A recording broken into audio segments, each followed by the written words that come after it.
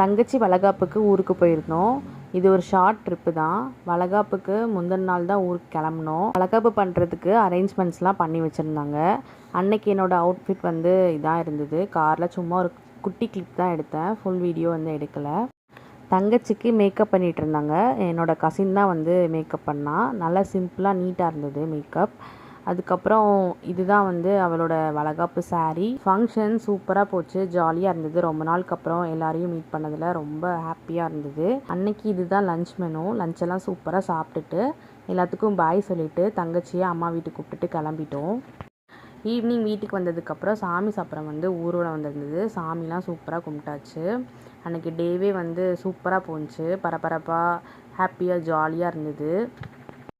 Next டேவே வந்து நாங்கள் ஊருக்கு கிளம்பிட்டோம். ஒரு சூப்பரான ஒரு சன்செட் பார்த்துட்டு அப்படியே வந்து ஊருக்கு போயிட்டோம். இந்த வீடியோ பிடிச்சிருந்ததுன்னா லைக் பண்ணிக்கோங்க, சேனலை சப்ஸ்கிரைப் பண்ணிக்கோங்க.